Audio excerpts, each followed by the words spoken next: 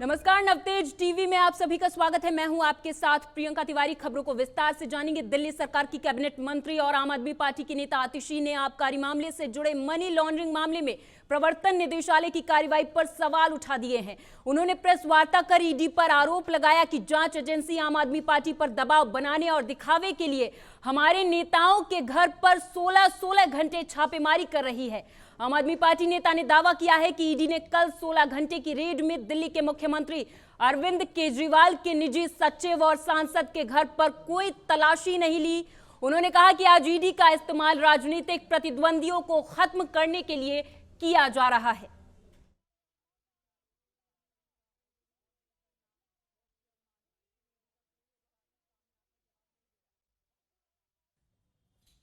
केंद्र सरकार की फेवरेट एजेंसी, उनका फेवरेट हथियार इन्फोर्समेंट डायरेक्टरेट ईडी ने आम आदमी पार्टी से जुड़े हुए कई लोगों के घर पे छापा मारा। उन्होंने दिल्ली के मुख्यमंत्री अरविंद केजरीवाल जी के पीएस के घर पे छापा मारा। ये छापा 16 घंटे चला। ईडी ने आम आदमी पार्टी के ट्रेजरर और हमारे राज्यसभा सांसद एनडी गुप्ता जी के घर पे छापा मारा।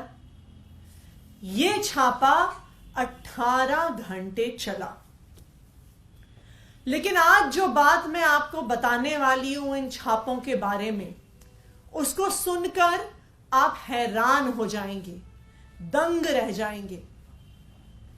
16-16 घंटे जो कल छापे चले, इन छापों में जो ईडी के अफसर आए, उन्होंने ना मुख्यमंत्री अरविंद केजरीवाल जी के पीएस के घर में, ना एनडी गुप्ता जी के घर में कोई भी सर्च नहीं करी, कोई भी तलाशी नहीं ली, किसी कमरे के अंदर घुसकर नहीं देखा, कोई कागज नहीं ढूंढे, उन्होंने कोई पूछताछ नहीं करी। ना मुख्यमंत्री के पीएस से पूछताछ करी, ना एनडी गुप्ता जी से पूछताछ करी, ना उन्होंने कोई भी कागजी कार्रवाई करके बताया कि वो किस केस की जांच के लिए आए हैं। इधर दिल्ली में 9 से 10 फरवरी को 2 दिवसीय महोत्सव का आयोजन होने जा रहा है। बीजेपी अध्यक्ष जेपी नड्डा सुशासन महोत्सव 2024 का उद्घाटन करेंगे।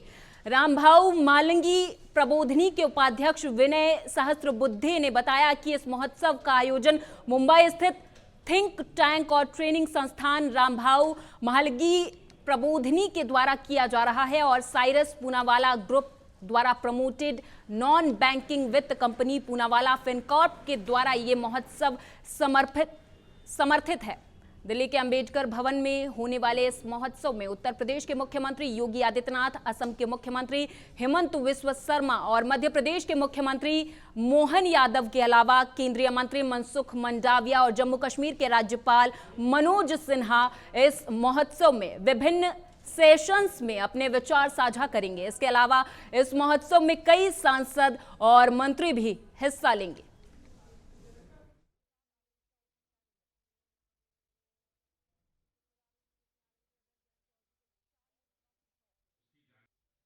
रामभाऊ मालंगी प्रबोधिनी एक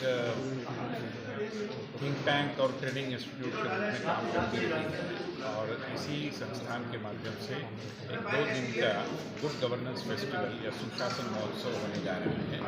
ये दिल्ली में होगा 9 और 10 तारीख को। 9 तारीख को भारतीय जनता पार्टी के राष्ट्रीय अध्यक्ष और पूर्व केंद्रीय मंत्री श्री जगत प्रकाश नड्डा जी इसका उद्घाटन करेंगे और 10 तारीख को उत्तर प्रदेश के मुख्यमंत्री श्री योगी आदित्यनाथ जी इसमें समापन भाषण देंगे। इसमें कई राज्यों के मुख्यमंत्री, कई केंद्रीय मंत्री, कई पब्लिक सेक्टर ऑर्गेनाइजेशंस के नेता, प्रमुख ऐसे सहभागी होंगे। कई स्वैच्छिक संगठनों के लोग भी आएंगे और मुख्य रूप में सुशासन के अंदर जो कल्याणकारी और विकास के कार्यक्रम होते हैं उनके क्रियान्वयन के कौन से नए नए तौर तरीके अपनाए जा रहे हैं जिसके कारण जमीन स्तर पर भी विकास पहुंच रहा है। इधर पाली जिले से 2 बार लोकसभा में बीजेपी सांसद रहे पीपी चौधरी के खिलाफ नगर परिषद पाली के बीजेपी पार्षद और कार्यकर्ता खुलकर विरोध में उतर आए हैं। लोगों ने कैबिनेट मंत्री राज्यवर्धन सिंह राठौड़ के सामने उनकी कार को रोककर मोदी तुझसे बैर नहीं, पीपी तेरी खैर नहीं जैसी आक्रामक नारेबाजी की।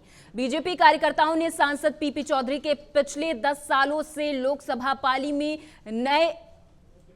नहीं रुकने और बीजेपी कार्यकर्ताओं की अनदेखी, बंद पड़े विकास कार्यों पर नाराजगी जताई है और मोदी जिंदाबाद के नारे भी लगाए हैं।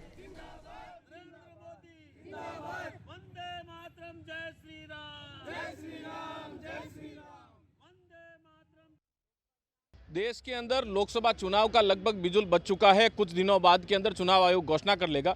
उसके बाद जिस तरह से पाली के अंदर 2 दिन पूर्व राज्यवर्धन सिंह राठौड़ जब पाली आए थे तो यहाँ कार्यकर्ताओं ने राज्यवर्धन सिंह राठौड़ का घेराव करते हुए कहा था कि पाली मोदी से हमें बैर नहीं है और पाली सांसद हमें मंजूर नहीं है। इस तरह का विरोध जब देखने को मिला और स्थानीय पेपरों के अंदर भी कहीं ना कहीं खबर छपी है।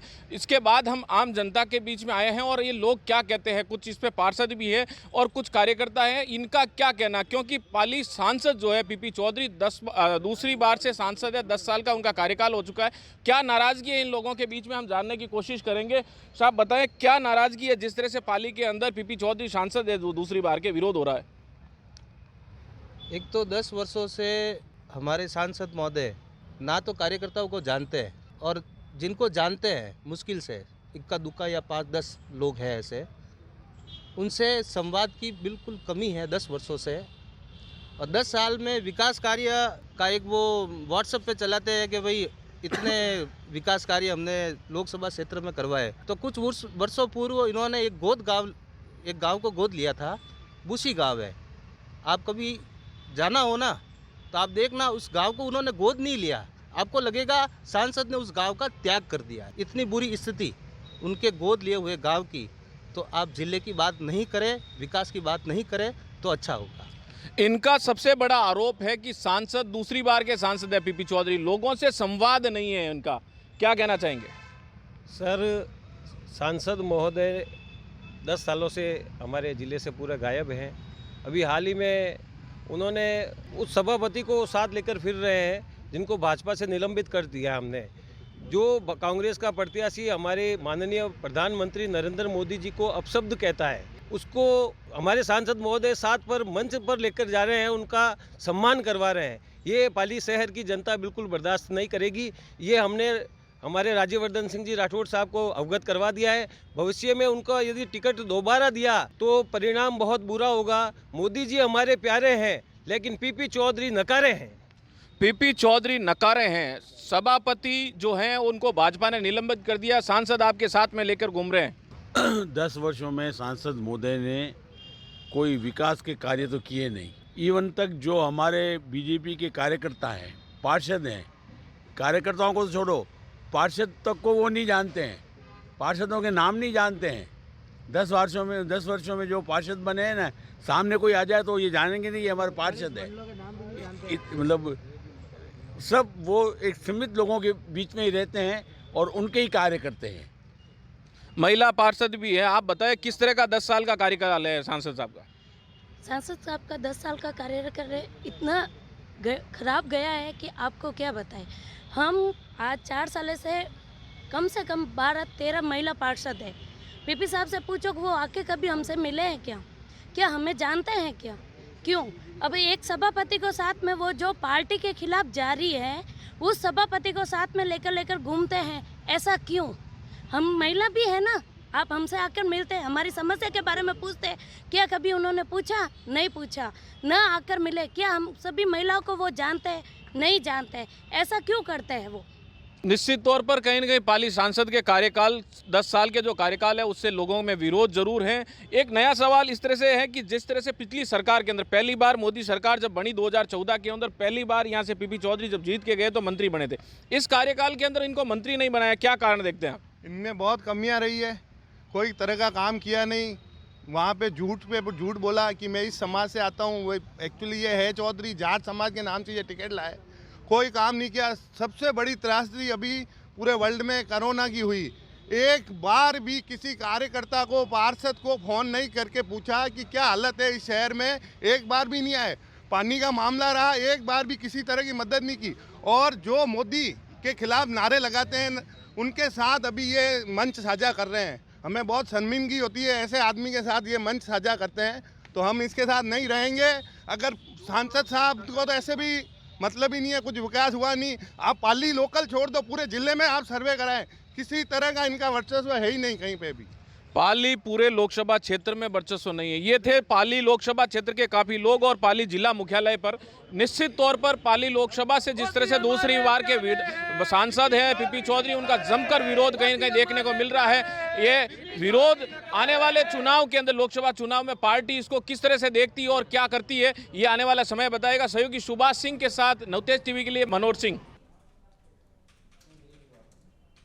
इधर डीडवाना के मकराना उपखंड अधिकारी जेपी बरवा ने राजकीय उपजिला चिकित्सालय और नगर परिषद कार्यालय का औचक निरीक्षण किया है, जहां पर उन्होंने चिकित्सालय की सफाई व्यवस्था को लेकर नाराजगी जताई और चिकित्सालय प्रभारी डॉक्टर फारूक मनिहार को 3 दिवस के अंदर सफाई व्यवस्था को सुधारने को लेकर आवश्यक दिशा निर्देश भी दिए हैं। वहीं उपखंड अधिकारी ने चिकित्सालय में उपचारित मरीजों से भी चिकित्सा सुविधाओं के बारे में जानकारी ली, तो कई मरीजों ने चिकित्सालय से बाहर से जांच करवाने और दवाइयां बाहर से मंगवाने की बात कही है, जिस पर भी उन्होंने चिकित्सा कर्मियों को सख्त निर्देश दिए हैं। इसी प्रकार चिकित्सालय में कार्यरत चिकित्सक कर्मियों और कर्मचारियों की उपस्थिति रजिस्टर का भी अवलोकन किया गया है और रिपोर्ट बनाकर जिला कलेक्टर को प्रेषित करने की बात कही है। निरीक्षण किया गया है, जिसकी मौका रिपोर्ट बनाकर उच्च अधिकारियों और जिला कलेक्टर को भेजी जाएगी और जो अनियमितताएं मिली हैं उन पर आवश्यक कार्रवाई भी की जाएगी।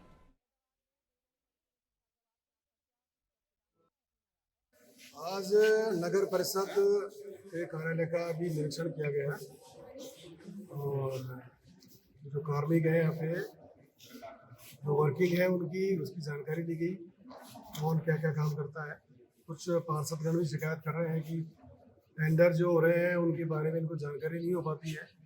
इनको निर्देशित कर दिया है कि जितने भी जो टेंडर निकालेंगे, जो स्टेट लेवल के हैं, जो लोकल न्यूज़पेपर है, उनमें तो जारी करना ही है। साथ में सभी प्रमुख स्थान है वहाँ पे चस्पा करें ताकि इनको जानकारी हो, लोकल जो सारी पार्षदों को भी जानकारी हो। इसके अलावा कुछ पार्षदों ने शिकायतें की है कि कुछ जो सड़कें बनी हैं पिछले साल 2 साल में, उनकी भी कुछ शिकायतें, उसकी भी जानकारी मांगी गई है। यूपी के अलीगढ़ के थाना हरदुआगंज इलाके के एक स्कूल में छात्रों के 2 गुटों के बीच मामूली कहासुनी हो गई, जिसके बाद एक दबंग छात्र गुट के द्वारा दूसरे छात्र गुट के ऊपर ताबड़तोड़ फायरिंग की गई है। छात्रों के 2 गुटों के बीच दिन दहाड़े हुई फायरिंग की सूचना से पुलिस महकमे में हड़कंप मच गया और आनन-फानन में इलाका थानाध्यक्ष सूचना मिलते ही घटनास्थल पर पहुंच गए, लेकिन तब तक दबंग छात्र गुट के दबंग बदमाश ताबड़तोड़ फायरिंग करते हुए वारदात को अंजाम देकर बाइकों पर सवार होकर मौके से फरार हो गए। पुलिस ने पीड़ित छात्र की तहरीर के आधार पर 2 नामजद सहित एक अज्ञात आरोपी के खिलाफ इरादतन हत्या की धारा सहित कई संगीत धाराओं में मुकदमा पंजीकृत कर लिया है। वहीं थाने पर मुकदमा दर्ज होते ही पुलिस ताबड़तोड़ फायरिंग करने वाले आरोपी बदमाश युवकों की तलाश शुरू कर चुकी है।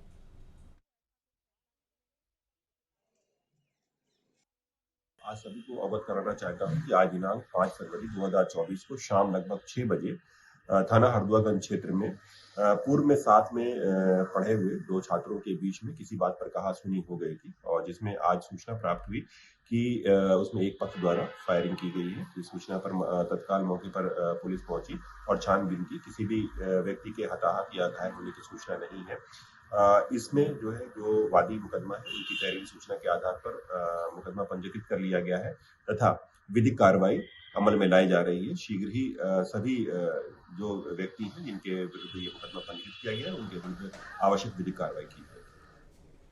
अगली खबर बूंदी से है, जहां नगर परिषद प्रशासन ने अवैध अतिक्रमण को रोकने के लिए अभियान चला रखा है। ऐसे अभियान के तहत कोटा रोड और इंदिरा मार्केट में दुकानों के बाहर हो रहे अतिक्रमण हटाए गए हैं। कुछ सामानों को नगर परिषद के अतिक्रमण दस्ते ने जब्त भी किया है। वहीं व्यापारियों ने अतिक्रमण हटाए जाने का जमकर विरोध भी किया। सभापति मधु नुवाल ने कहा कि दुकानों के बाहर हो रहे अतिक्रमण के बाहर जो अतिक्रमण किए जा रहे हैं, यातायात व्यवस्थाएं उससे अत्यधिक प्रभावित हो रही हैं। व्यापारी अपनी दुकान के बाहर तय सीमा में सामान रखें, अन्यथा आगे की कठोर कार्रवाई उन पर की जाएगी।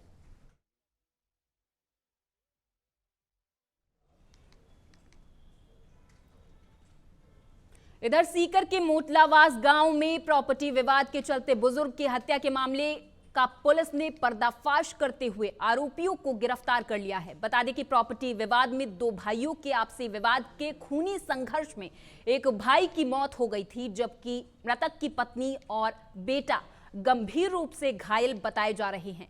घटना के बाद पुलिस ने मृतक के बेटे ने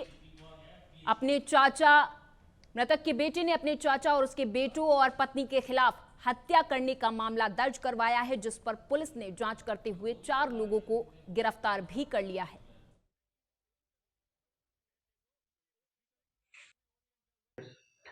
शनिवार शाम को ग्राम मोटलावास से एक इतला प्राप्त होती है थाने पे कि ग्राम मोटलावास में 2 भाइयों के बीच में प्रॉपर्टी को लेके विवाद हो रहा है और उस बात को लेके झगड़ा हो रखा है। उक्त सूचना पे मैं जाते कि हम लोग मौके पे पहुंचते हैं, तो मौके पे पहुंचने पता लगता है कि घायलों को CHC दाता के लिए भेज दिया गया। वहाँ से गांव से रवाना होकर हम CHC दाता पहुँचते हैं, तो वहाँ पे उमेद सिंह नाम का व्यक्ति व उसका पुत्र पवन सिंह व उसकी पत्नी संतोष कंवर तीनों घायल अवस्था में CHC दाता में थे, जहाँ से डॉक्टरों ने प्राथमिक उपचार कर इन तीनों लोगों को रेफर कर दिया गया था। रेफर के दौरान ये घायलों को एम्बुलेंस जयपुर SMS लेके जा रही थी, तो रास्ते में ही उमेद सिंह नाम के व्यक्ति ने दम।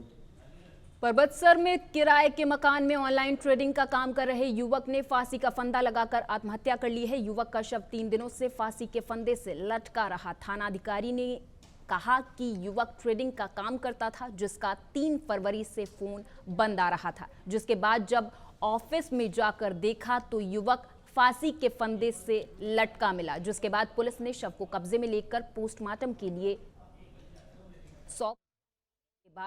पोस्टमार्टम कराकर शव परिजनों को सौंप दिया है।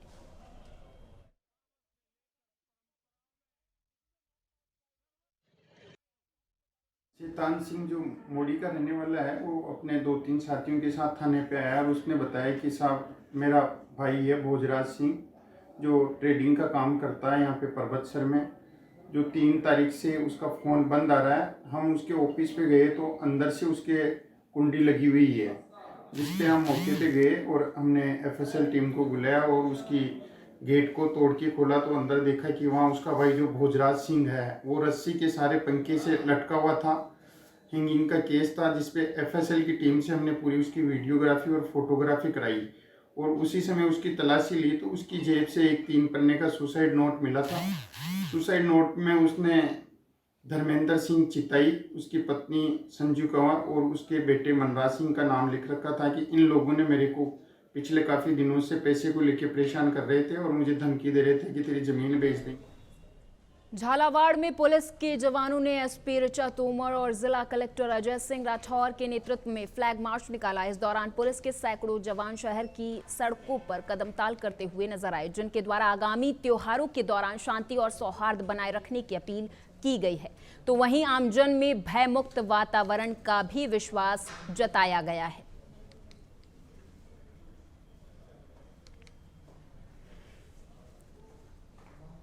इधर झालावाड़ के भवानी मंडी में राजस्थान टेक्सटाइल मिल की लेबर कॉलोनी में क्रिकेट खेलने के दौरान एक दोस्त ने दूसरे दोस्त पर हमला कर दिया, जिससे युवक बुरी तरह से घायल हो गया है। बाद में युवक को इलाज के लिए अस्पताल में भर्ती करा दिया गया, जहां इलाज के दौरान उसकी मौत हो गई है। वहीं मौके पर पहुंची पुलिस ने मृतक का पोस्टमार्टम करवाकर शव परिजनों को सौंप दिया है और आरोपी पर कार्रवाई शुरू कर दी है।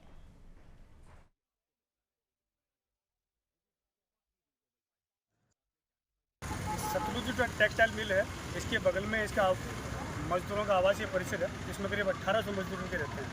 6 परिवार, मतलब 5-6 हज़ार की आबादी इसमें निवास करती है। इसी में रहने वाले 2 बच्चे कल क्रिकेट खेलने गए थे। एक का नाम प्रकाश था, दूसरे का नाम मुकेश था। क्रिकेट मैच खेलने के बाद में इनके बीच किसी बात को लेकर विवाद हो गया, जिस पर जैसा बताया गया वैसे मुकेश ने क्रिकेट बैट से प्रकाश के सर पे मार दी। प्रकाश को हॉस्पिटल ले गए जहाँ कोटा उसकी डेथ हो गई। इसकी डेड बॉडी आई है, पोस्टमार्टम करवा दिया गया है, सब कर दिया है। बीकानेर में 8 बजे के बाद भी शराब का बिकना आम बात हो चुकी है। नियमों को ताक पर रखकर न केवल शराब समय सीमा के बाद भी बेची जा रही, बल्कि शराब को एमआरपी से ज्यादा दाम पर भी बेचा जा रहा है। लोगों का कहना है कि वे कई बार पुलिस और आबकारी अधिकारियों से शिकायत भी दर्ज करवा चुके हैं। इसके बावजूद विभागों की ओर से कोई भी कार्रवाई इन पर नहीं की जा रही है। बीकानेर शहर में रात्रि 8 बजे बाद शटर गिरने से शराब बेचने की शिकायत हमारे यहाँ भी प्राप्त हुई थी और मैंने आबकारी निरीक्षक और पेट्रोलिंग ऑफिसर को इसलिए पाबंद किया है गश्त करने के लिए, और ये निर्देशित किया है कि जहाँ भी इस प्रकार पाया जाए वहाँ जांच करके और कार्रवाई की जाए और दुकानदार के खिलाफ अभियोग दर्ज किया जाए। तो कार्रवाई निर्देश चल रही है और जहाँ भी ऐसा पाया जाएगा कार्रवाई कराई जाएगी। ओवर रेट के लिए भी आबकारी निरीक्षक को पाबंद किया है और आबकारी निरीक्षक का दायित्व है कि वो जांच कर इस बारे में कार्रवाई करें और इसमें जरूर कार्रवाई करेंगे जल्दी। बीकानेर शहर में चिट्ठा और एमडी आदि बिकने की शिकायतें आती है कई बार और इसके लिए भी आबकारी निरीक्षक और पीओ का दायित्व है कि वो कार्रवाई करे और उनको पाबंद किया गया है करने के लिए। इधर चित्तौड़गढ़ में जिला कलेक्टर आलोक रंजन ने नगर परिषद के विभिन्न कार्यालयों का औचक निरीक्षण किया और अधिकारियों के अनुपस्थित रहने पर उन्हें कारण बताओ नोटिस जारी कर दिया है। बता दें कि सरकारी कार्यालय में लगातार कर्मचारी और अधिकारियों की लेट लतीफी की सूचना मिलने के बाद मुख्यमंत्री भजनलाल शर्मा ने प्रदेश के समस्त जिला कलेक्टरों को विभिन्न कार्यालय का औचक निरीक्षण करने के निर्देश दिए थे, जिससे कि लेट लतीफ अधिकारी और कर्मचारियों पर लगाम लगाकर कार्रवाई की जा सके।